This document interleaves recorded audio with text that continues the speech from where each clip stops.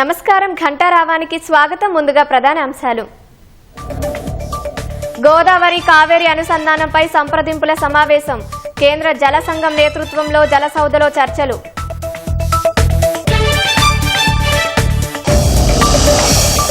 BJP సచివాలయం ముట్టడి పిలుపుతో తీవ్ర ఉద్రిక్తత. నేతలను ఎక్కడికక్కడ అరెస్టు చేసి పోలీస్ స్టేషన్లకు తరలింపు.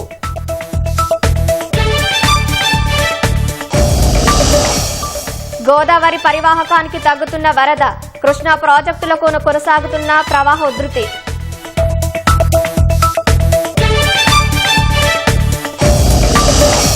పార్లమెంటు వద్ద మరోసారి భద్రతా లోపం. గోడ దూకి చొరబడిన వ్యక్తి పట్టుకున్న భద్రతా దళాలు.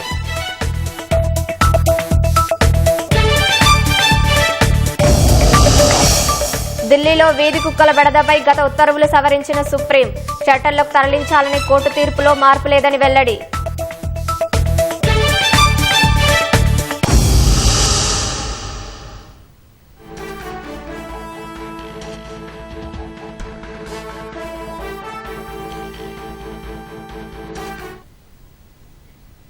గోదావరి కావేరి అనుసంధానంపై సంప్రదింపుల సమావేశం ప్రారంభమైంది.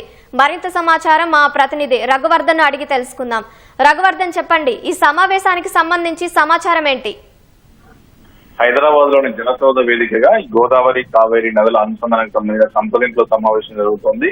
జాతీయ జల అభివృద్ధి సంస్థ ఆధ్వర్యంలో కేంద్ర జల సంఘం చైర్మన్ అతుల్ జైన్ నేతృత్వంలో మొత్తం 10 రాష్ట్రాలు భాగస్వామ్య రాష్ట్రాలు ఉన్నాయి. ఆ భాగస్వామ్య రాష్ట్రాల అధికారులతో సంప్రదింపులు చేస్తున్నారు. ఛత్తీస్గఢ్ కు కేటాయించిన గోదావరి జలాల్లో ఇప్పటి వరకు వినియోగించుకుని 145 టీఎంసీల జలాలను ఇచ్చంపల్లి వద్ద ఒక ఆనకట్ట నిర్మించి అక్కడి నుంచి మళ్లించి కావేరికి లోని గ్రాండ్ ఆనకట్ కు తీసుకెళ్లాలనే ప్రతిపాదన. అందుకు సంబంధించి గత కొన్నాళ్లుగా సంప్రదింపులు చేస్తున్నారు. ఆయా రాష్ట్రాలు తమ అభిప్రాయాలను తమ అభ్యంతరాలను చెప్తూ వస్తున్నాయి.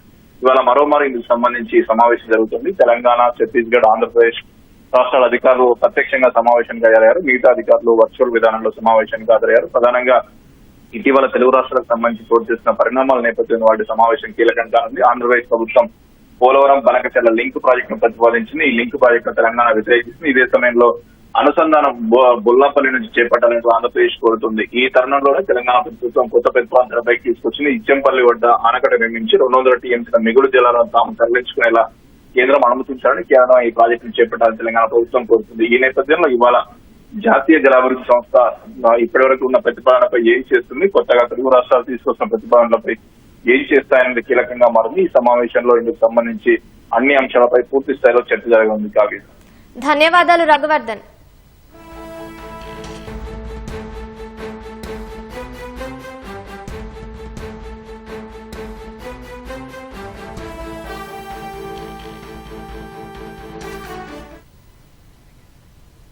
జీహెచ్ఎంసీలో సమస్యల పరిష్కారం కోరుతూ సచివాలయం ముట్టడికి పిలుపునిచ్చిన నేపథ్యంలో బీజేపీ నాయకులు, కార్పొరేటర్లను పోలీసులు ముందస్తు అరెస్టులు చేశారు.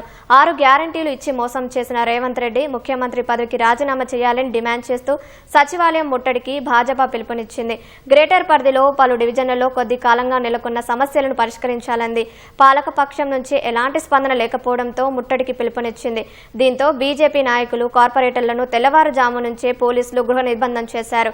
సచివాలయం వైపు దూసుకెళ్లేందుకు యత్నించిన సరూర్ నగర్ కార్పొరేటర్ తో పాటు పలువురు నాయకులను అదుపులోకి తీసుకున్నారు.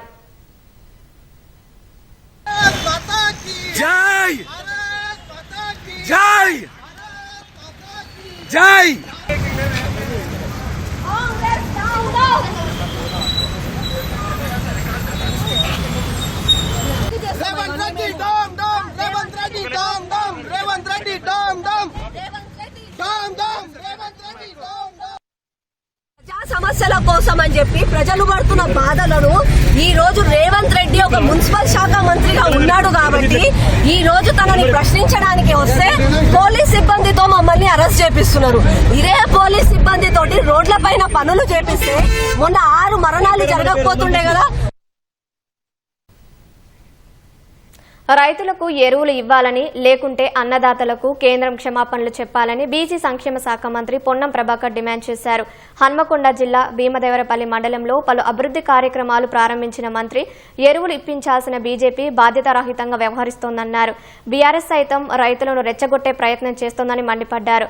హుస్నాబాద్ ప్రాంత ప్రజలకు గౌరవెల్లి గుండెకాయ లాంటిదని, ప్రాజెక్టు భూసేకరణ జరుగుతుందని, త్వరలో కాలువల నిర్మాణాల పనులు ప్రారంభమవుతాయన్నారు. కాలువలు తవ్వితే వ్యవసాయానికి నీళ్లు అందించడమే కాకుండా రైతుల ఆదాయం పెరుగుతుందని ఆశాభావం వ్యక్తం చేశారు. ఎరువులు కేంద్రం తయారు చేస్తారు, రాష్ట్రాలు తయారు చేయాలి. ఎరువులు ఏమంటే రామచంద్రరావు వక్రంగా మాట్లాడుతా ఉన్నాం. భారతీయ జనతా పార్టీ నాయకత్వం ఎరువులు ఇప్పాల్సిన బాధ్యత రహితంగా వ్యవహరిస్తా ఉంది. సో ఇటువంటి పరిస్థితులలో ఈ రోజు ఎరువులకు సంబంధించిన విషయం లోపల మా ప్రభుత్వం చిత్తశుద్ధిగా డిమాండ్ చేస్తా ఉంది. తప్పకుండా దానికి సంబంధించి కేంద్రం సహకరించాలి. భారతీయ జనతా పార్టీ డిమాండ్ చేస్తా ఉన్నాం. చేతనైతే ఎరువులు ఇవ్వండి. మీరు ఈ తెలంగాణ రైతాంగానికి క్షమాపణలు చెప్పండి. గౌరవెల్లి పూర్తి చేయడం నా బాధ్యత. గౌరవెల్లి పూర్తి చేస్తే నేనే, చేయకపోతే కూడా నేనే. ఎన్జిటి కేసును కూడా పరిష్కారం చేసే దిశలో కార్యక్రమం చేసి ఎన్జిటి వేసిన ఫైన్ 10 కోట్ల రూపాయలు కూడా పేమెంట్ చేపిస్తున్నాం. అలాంటి జీవో ఇష్యూ చేసినాం. గౌరవెల్లి ప్రాజెక్టు పూర్తి చేసి ఈ ప్రాంత రైతాంగానికి అన్ని రకాల సేవ చేస్తాం. దేవాదులకు సంబంధించి కూడా ఎప్పుడు నీళ్ళు ఇబ్బంది ఉంటే నా నోటీసు రాగానే దేవాదుల నీళ్ళ కూడా అటు భీమదేవరపల్లి కొత్త ఆ ప్రాంతంకు ఎలకతుర్తికి దేవాదులు రైతాంగానికి అన్ని రకాలుగా సహకారం అందించే ప్రయత్నం చేస్తాం. శ్రీశైలం నుంచి 4 లక్షల పైగా వరద నీరు వస్తుండటంతో నాగార్జున సాగర్ జలాశయం నిండుకుండలా తొణికిసలాడుతోంది. సాగర్ 26 గేట్లలో 4 గేట్లను 13 అడుగులు, 22 గేట్లను 10 అడుగుల మేర ఎత్తి దిగువకు నీటిని విడుదల చేస్తున్నారు. సాగర్ జలాశయం పూర్తిస్థాయి నీటి మట్టం 590 అడుగులు కాగా ప్రస్తుతం 583.20 అడుగులకు చేరింది. సాగర్ జలాశయం పూర్తిస్థాయి నీటి నిల్వ సామర్థ్యం 312.04 టీఎంసీలు కాగా ప్రస్తుతం 292.24 టీఎంసీలుగా ఉంది. సాగర్ జలాశయానికి 4,45,000 క్యూసెక్కుల నీరు ఇన్ఫ్లో వస్తోంది. 4,18,000 క్యూసెక్కుల నీరు అవుట్ఫ్లో కొనసాగుతుంది. సాగర్ డ్యాం వద్ద పర్యాటకుల సందడి పెరిగింది.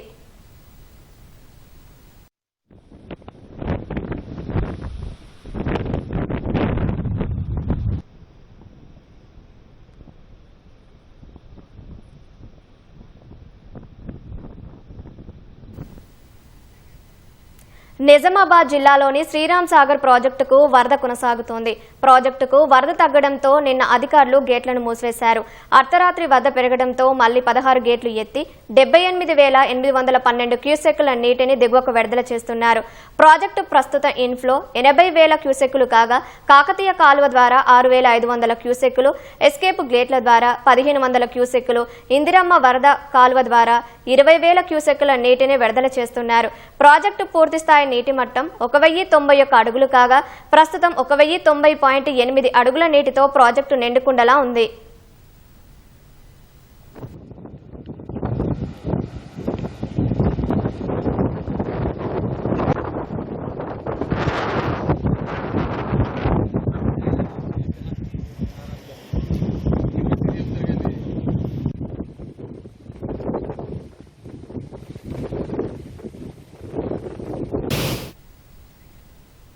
సిద్దిపేట జిల్లా తొగుటలోని మల్లన్న సాగర్ రిజర్వాయర్ నింపే కార్యక్రమం ప్రారంభమైంది.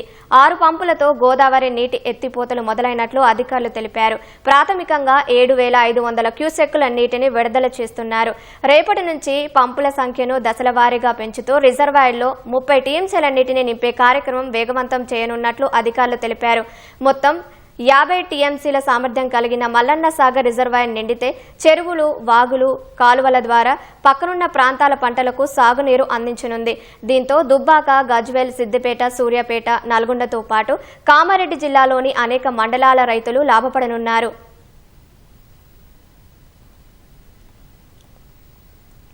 భద్రాచలం వద్ద గత కొద్ది రోజులుగా ఉధృతంగా ప్రవహించిన గోదావరి నీటి మట్టం క్రమంగా తగ్గుతూ వస్తోంది. నిన్నటి వరకు 51.9 అడుగుల వరకు పెరిగిన గోదావరి ఈ రోజు 48 అడుగులుగా ఉంది. నిన్నటి నుంచి ఇప్పటి వరకు సుమారు 3 అడుగులకు పైగా నీటి మట్టం తగ్గింది. ఎగువ ప్రాంతాల నుంచి గోదావరికి వస్తున్న నీటి మట్టం క్రమంగా తగ్గుతుండటంతో భద్రాచలం వద్ద నీటి మట్టం క్రమంగా తగ్గుతుందని అధికారులు చెబుతున్నారు. నీటి మట్టం తగ్గడంతో భద్రాచలం నుంచి వివిధ మండలాలకు నిలిచిపోయిన రాకపోకలు తిరిగి ప్రారంభమయ్యాయి. గోదావరి నీటి మట్టం 48 అడుగుల కంటే తగ్గడంతో అధికారులు రెండో ప్రమాద హెచ్చరికను ఉపసంహరించుకుంటున్నారు.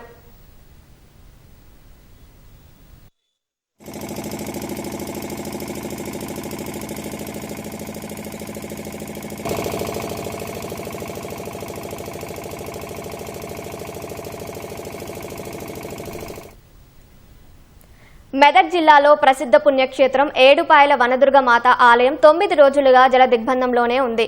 సింగూరు నుంచి నీటిని దిగువకు విడుదల చేయడంతో వనదుర్గ ఆనకట్ట నుంచి వరద పొంగిపొర్లుతోంది. ఈ క్రమంలో దుర్గమాత గర్భగుడి ముందున్న నదీపాయ ఉధృతంగా ప్రవహిస్తోంది. వరద ఉధృతి తగ్గగానే అమ్మవారి దర్శనం కల్పిస్తామని ఆలయ ఈవో చంద్రశేఖర్ తెలిపారు. రాజగోపురంలో ఉత్సవ విగ్రహాన్ని ఏర్పాటు చేసి భక్తులకు నిత్య పూజలు అందిస్తున్నారు.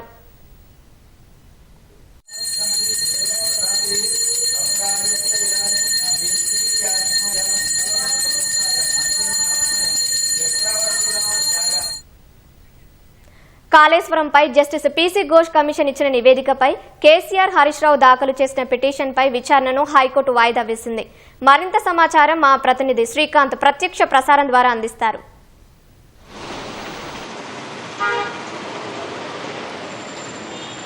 కాళేశ్వరం ప్రాజెక్టు నిర్మాణంపై ప్రభుత్వం ఏర్పాటు చేసిన జస్టిస్ పీసీ ఘోష్ కమిషన్ నివేదికను రద్దు చేయాలని చెప్పి కేసీఆర్ హరీష్ రావు పిటిషన్లు దాఖలు చేశారు. ఈ పిటిషన్లపై హైకోర్టు మరోసారి విచారణ నిర్వహించింది. సీజే ధర్మాసనం నిర్వహించిన విచారణలో కేసీఆర్ హరీష్ రావు తరపున న్యాయవాదులు ఈరోజు మరోసారి వాదనలు వినిపించారు. అయితే అడ్వకేట్ జనరల్ కూడా వాదనలు వినిపించారు. ప్రధానంగా నిన్న హైకోర్టు విచారణ సందర్భంగా అడ్వకేట్ జనరల్ ఒక ప్రశ్న వేసింది. పీసీ ఘోష్ కమిషన్ నివేదిక ఆధారంగా ఎప్పుడు చర్యలు చేపడతారన్న దానిపైన ఏజీని ప్రశ్నించింది. అప్పుడు ఏజీ ఒకరోజు సమయం కావాలని చెప్పి కోరడంతో నిన్న జరిగిన వాదనల సందర్భంగా ఏజీ హైకోర్టును సమయం కోరారు. ఎందుకంటే పీసీ ఘోష్ కమిషన్ నివేదిక ఆధారంగా చర్యలు చేపట్టడానికి సిద్ధమవుతున్నారని చెప్పి కూడా కేసీఆర్ హరీష్ రావు తరపున న్యాయవాదులు కోర్టుకు తెలిపారు. కాబట్టి ప్రధానంగా హైకోర్టు కూడా ఏజీని ఇదే ప్రశ్న వేసింది. పీసీ ఘోష్ కమిషన్ నివేదిక ఆధారంగా ఎప్పుడు చర్యలు చేపడతారని చెప్పి అసెంబ్లీ సమావేశాల్లో చర్చించిన తర్వాత చర్యలు చేపడతారా, లేకపోతే నివేదిక ఆధారంగా చర్యలు తీసుకున్న తర్వాత అసెంబ్లీకి చెప్తారా అనే దానికి సంబంధించి అడ్వకేట్ జనరల్ను హైకోర్టు ప్రశ్నించింది. దీనిపైన సమాధానం ప్రభుత్వ నిర్ణయాన్ని చెప్పడానికి గడువు కావాలని చెప్పి కోరడంతో హైకోర్టు విచారణను ఈ రోజుకు వాయిదా వేసింది. ఈ రోజు మరోసారి వాదనలు కొనసాగాయి. అదే అంశంపైన అడ్వకేట్ జనరల్ ప్రభుత్వానికి సంబంధించిన నిర్ణయాన్ని హైకోర్టుకు నివేదించారు. వాదనల సందర్భంగా కూడా ఇదే అంశాన్ని కూడా చెప్పారు. అసెంబ్లీలో చర్చించిన తర్వాత అసెంబ్లీలో తీర్మానించిన తర్వాత ఆ మేరకు నివేదిక ఆధారంగా చర్యలు తీసుకుంటామని చెప్పి కూడా అడ్వకేట్ జనరల్ హైకోర్టుకు తెలిపారు. దీంతో ఈ నివేదికపై దీనిపైన కొన్ని అంశాలను కూడా మరోసారి లేవనెత్తారు కేసీఆర్ హరీష్ రావు తరపున న్యాయవాదులు.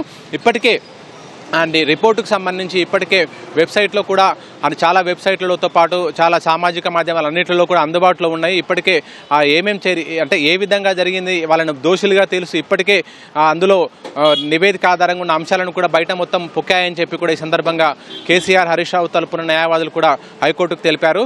అంతేకాకుండా పవర్ పాయింట్ ప్రజెంటేషన్ కూడా చేశారని చెప్పి కూడా ఈ సందర్భంగా కేసీఆర్ హరీష్ రావు తరపున న్యాయవాదులు కోర్టుకు వివరించారు. అయితే వీటన్నిటినీ పరిగణలోకి తీసుకున్న హైకోర్టు దీనికి సంబంధించిన వివరాలను ఉత్తర్వులను వెలువరించింది.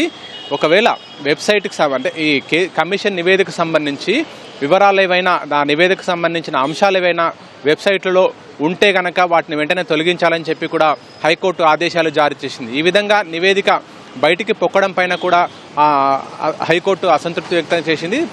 ప్రభుత్వ విధానాలను కూడా తప్పుపట్టింది. ఎందుకంటే ఇప్పటికే రాష్ట్ర మంత్రిమండలి నిర్ణయం తీసుకుంది. ఏమని అసెంబ్లీలో చర్చించిన తర్వాత కమిషన్ నివేదికపై చర్యలు తీసుకోవాలని చెప్పి కూడా మంత్రిమండలి నిర్ణయించింది.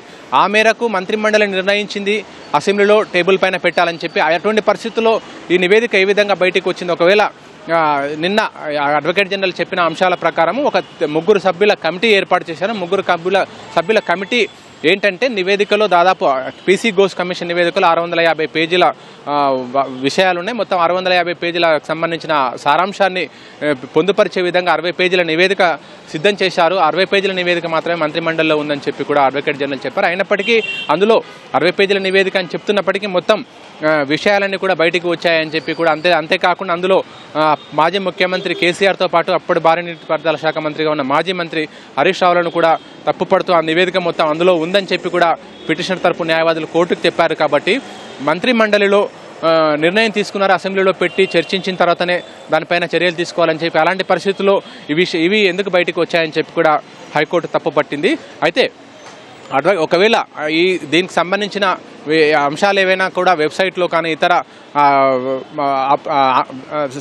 విషయాల్లో ఉన్నప్పటికీ కూడా ఆన్లైన్ డొమైన్లలో ఉన్నప్పటికీ కూడా పబ్లిక్ డొమైన్లలో ఉన్నా కూడా వాటన్నింటిని కూడా తొలగించాలని చెప్పి కూడా హైకోర్టు ప్రభుత్వానికి ఆదేశాలు చేసింది. ఎందుకంటే ఇప్పటికే కేసీఆర్ హరీష్ రావు తరపున న్యాయవాదులు చెప్పారు, ప్రతి పబ్లిక్ డొమైన్లతో పాటు వెబ్సైట్లతో పాటు ప్రతి చోట ఉన్నాయి దీనికి సంబంధించిన కాళేశ్వరం కమిషన్ నివేదికకు సంబంధించిన అంశాలు.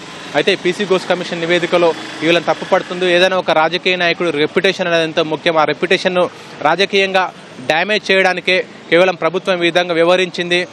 Kaleshwaram commission justice PC Ghosh commission 31వ తేదీ జూలై 31వ తేదీ రిపోర్టు ఇస్తే ఆగస్టు 4వ తేదీ ప్రభుత్వం పీపీటీ చేసి పవర్ పాయింట్ ప్రజెంటేషన్ ఇచ్చింది.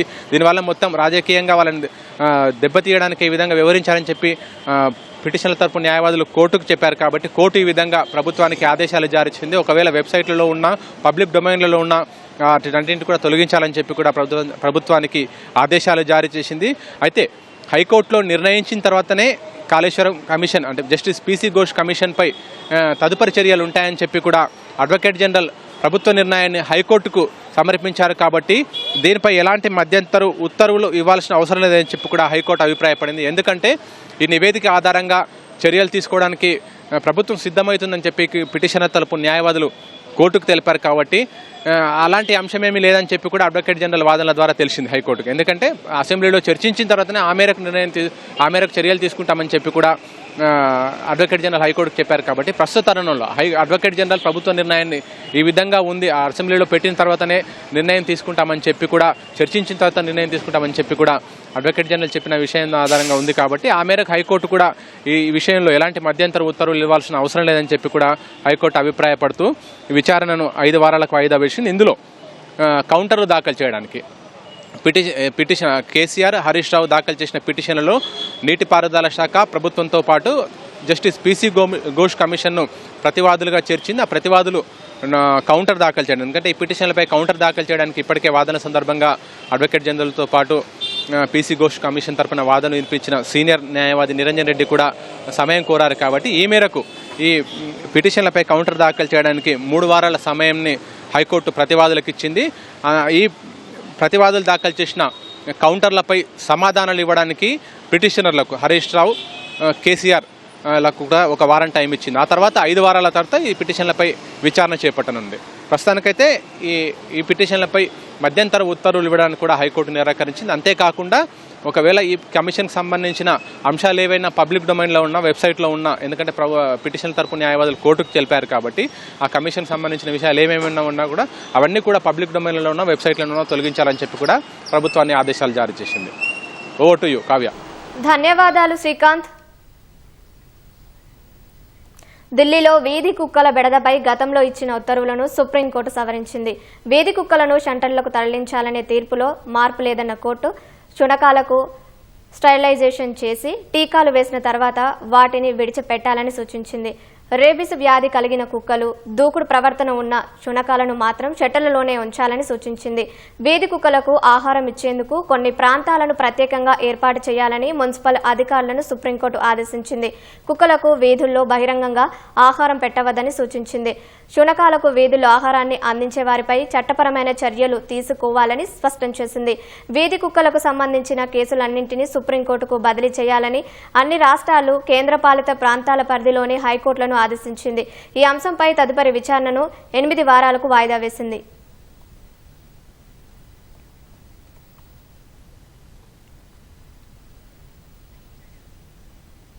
రష్యా చమురు కొనుగోలు చేస్తోందన్న కారణంతో భారత్పై అమెరికా విధించిన 25% అదనపు సుంకాలు ఈ నెల 27 నుంచి అమల్లోకి రానున్న వేళ వైట్ హౌస్ వాణిజ్య సలహాదారు పీటర్ నవారో కీలక వ్యాఖ్యలు చేశారు. ఈ గడువును ట్రంప్ పొడిగిస్తారని తాను ఆశించడం లేదని పేర్కొన్నారు. గతంలో ట్రంప్ ప్రకటించినట్లుగా వచ్చే వారం అదనపు సుంకాలు అమల్లోకి వచ్చే అవకాశం ఉందన్నారు. సుంకాల్లో భారత్ను మహారాజుగా పేర్కొన్న ఆయన అమెరికా ఉత్పత్తులపై భారత టారిఫ్లు భారీ స్థాయిలో ఉన్నాయన్నారు. ఆ దేశంతో వాణిజ్య లోటు కూడా అధికంగా ఉండటం వల్లే ఇండియాపై సుంకాలు విధించామన్నారు. రష్యా నుంచి చమురు కొనడం ద్వారా లాభదాయక కార్యక్రమాన్ని భారత్ కొనసాగిస్తోందని ఆరోపించారు. ఉక్రెయిన్ రష్యా మధ్య యుద్ధం మొదలు కాకముందు రష్యా నుండి భారత్ చాలా తక్కువ చమురు కొనుగోలు చేసిందని తెలిపారు. అప్పట్లో భారత్ దిగుమతి చేసుకునే ముడి చమురులో రష్యా వాటా 1% కాగా ఇప్పుడు 35% పెరిగిందన్నారు. చౌక ధరకు కొనుగోలు చేసిన చమురును భారత రిఫైనరీలు శుద్ధి చేసి యూరప్కు అధిక ధరకు అమ్ముతూ లాభపడుతున్నాయని ఆరోపించారు. భారత్పై అమెరికా విధించిన 25% సుంకాలు ఇప్పటికే అమల్లోకి రాగా మరో 25% సుంకాలు ఈ నెల 27 నుంచి అమల్లోకి రానున్నాయి. విదేశీయులకు వీసాలు జారీ చేసే ప్రక్రియను కఠినతరం చేస్తున్న అమెరికా తాజాగా మరో కీలక నిర్ణయం తీసుకుంది. వాణిజ్య ట్రక్కులు నడిపే డ్రైవర్లకు వర్కర్ వీసాలు జారీ చేయమని స్పష్టం చేసింది. ఈ మేరకు అమెరికా విదేశాంగ శాఖ మంత్రి మార్కో రూబియో ప్రకటన చేశారు. విదేశీ డ్రైవర్ల కారణంగా అమెరికన్ల ప్రాణాలు పోతున్నాయని, అందుకే నిర్ణయం తీసుకున్నట్లు రూబియో పేర్కొన్నారు. ఇది తక్షణమే అమల్లోకి వస్తుందని వెల్లడించారు. ఇటీవల ఫ్లోరిడాలోని హైవేపై ఓ ట్రక్కు డ్రైవర్ నిర్లక్ష్యంగా యూటర్న్ తీసుకోవడంతో 3 ప్రాణాలు కోల్పోయిన ఘటన నేపథ్యంలో రూబియో ఈ ప్రకటన చేసినట్లు తెలుస్తోంది. ఇప్పటికే విదేశీ ట్రక్కు డ్రైవర్లపై పలు ఆంక్షలు విధించిన ట్రంప్ యంత్రాంగం అందులో భాగంగా ఇంగ్లీషు చదవడం, రాయడం వచ్చి ఉండటాన్ని తప్పనిసరి చేసింది. రోడ్లపై సూచికలు చదవకపోవడం, ఇంగ్లీష్లో మాట్లాడకపోవడం వల్లే అనేక ప్రమాదాలకు విదేశీ డ్రైవర్లు కారణమవుతున్నారని ట్రాన్స్పోర్ట్ డిపార్ట్మెంట్ పేర్కొంది.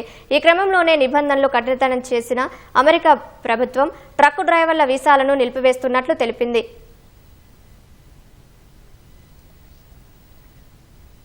అంతరిక్షం నుంచి భారత్ ఎలా కనిపిస్తుందో తెలిపే టైమ్ ల్యాప్ వీడియోను భారత వ్యోమగామి శుభాంశు శుక్లా సామాజిక మాధ్యమాల్లో పంచుకున్నారు. అంతర్జాతీయ అంతరిక్ష కేంద్రం హిందూ మహాసముద్రంపై దక్షిణం నుంచి ఉత్తరం వైపుగా కదులుతున్నప్పుడు భారత్ తూర్పు తీరం మీదుగా పయనించినట్లు శుక్లా వివరించారు. తాను ISSలో ఉన్నప్పుడు వర్షాకాలం కావడం వల్ల భారత్పై ఎక్కువగా మబ్బులు ఉన్నట్లు తెలిపారు. అయినప్పటికీ భారత్కు సంబంధించిన కొన్ని చిత్రాలను తాను తీయగలిగినట్లు వివరించారు.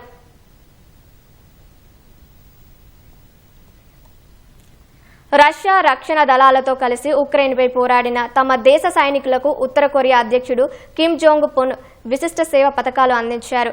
కుక్స్ సరిహద్దు ప్రాంతంలో రష్యా సైనిక బృందంతో కలిసి పోరాటం చేసి తిరిగొచ్చిన సైనికులకు కిమ్ పథకాలు ప్రదానం చేశారు. యుద్ధంలో చూపిన ధైర్య సాహసాలకు గాను సైనికులందరినీ హీరోలుగా కిమ్ అభివర్ణించారు. యుద్ధంలో భాగంగా అమరవీరులైన సైనికుల గౌరవార్థ నివాళి అర్పించిన కిమ్ అనంతరం వారి చిత్రపటాల వద్ద పథకాలు పెట్టారు. యుద్ధ కార్యకలాపాల్లో సైనిక దళాలు చూపిన వీరత్వం, పోరాడిన తీరు ఉత్తర కొరియా చరిత్రలో ఎప్పటికీ గుర్తుండిపోతాయని కిమ్ పేర్కొన్నారు.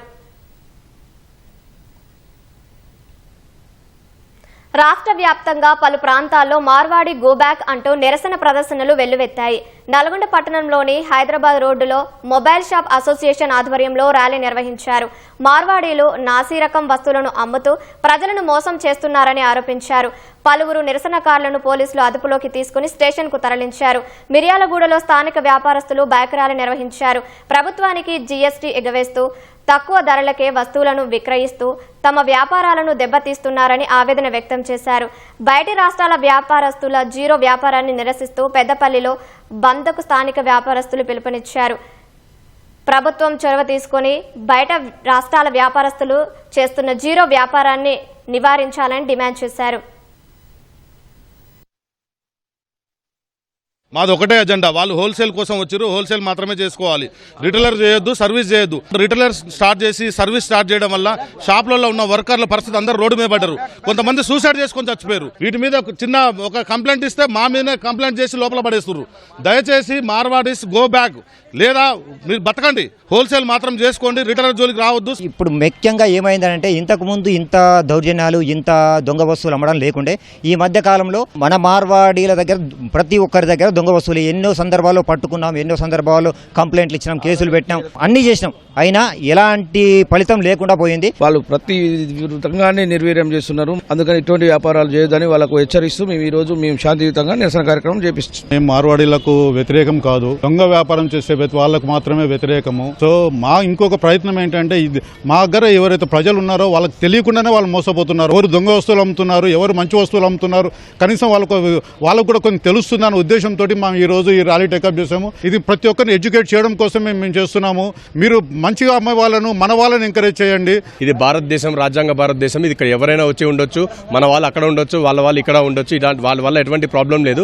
కానీ వాళ్ళ అమ్మే అనైతిక వ్యాపారం, జీఎస్టీ లేకుండా జీరో బిల్లింగ్స్ తోటి వ్యాపారం చేయడము, అలాగే మనకి నకిలీ వస్తువులు అమ్మడం ద్వారా మనకి రాష్ట్రానికి, అటు ప్రభుత్వానికి, ఇటు కస్టమర్స్కి ఇద్దరికీ మనకి నష్టం జరుగుతుందండి. జాతీయ వయోవృద్ధుల దినోత్సవాన్ని పురస్కరించుకుని జిల్లా న్యాయ సేవాధికార సంస్థ ఆధ్వర్యంలో ఉచిత వైద్య శిబిరం నిర్వహించారు. హన్మకొండ జిల్లాలోని జిల్లా ప్రజా పరిషత్ కార్యాలయ ఆవరణ వయోవృద్ధుల డే కేర్ సెంటర్లో నిర్వహించిన ఈ కార్యక్రమానికి ముఖ్య అతిథిగా హన్మకొండ జిల్లా కోర్టు ప్రధాన న్యాయమూర్తి పట్టాభి రామారావు హాజరయ్యారు. వృద్ధాప్యంలో నిర్లక్ష్యానికి గురవుతున్న వారికి చట్టాలు అండగా ఉంటాయని, వృద్ధ దంపతుల సంరక్షణ బాధ్యత ప్రతి ఒక్కరిపై ఉందని తెలిపారు. వయసు రీత్యా వచ్చే వ్యాధులకు వైద్య సదుపాయాలు కల్పించడానికి డే కేర్ సెంటర్ ఉపయోగపడుతుందని వ్యాఖ్యానించారు. సీనియర్ సిటిజన్స్ అనేటటువంటి ఒక వర్గము మన సమాజంలో అత్యంత గౌరవప్రదమైనటువంటి వర్గం. వారిని గౌరవంగా చూస్తూ వారి హక్కులకు భంగం కలిగినప్పుడు డిస్ట్రిక్ట్ లీగల్ సర్వీస్ అథారిటీ అండగా ఉంటుందని చెప్పడానికి మేము కూడా మీ వెంట ఉన్నాము. ప్రతి ప్రభుత్వ ఆర్గనైజేషన్ లాగా లీగల్ సర్వీస్ అథారిటీ కూడా సీనియర్ సిటిజన్ వెల్ఫేర్ కోసం ఎటువంటి కార్యక్రమాలు చేయాలి, ఎటువంటి సహాయం చేయాలి అనే విషయంలో మాకు పూర్తి అవగాహన ఉంది అని తెలియచేయడానికి, ఆ భరోసా ఇవ్వడానికి ఈరోజు ఇక్కడికి డిస్ట్రిక్ట్ లీగల్ సర్వీస్ అథారిటీ తరఫున వచ్చాను.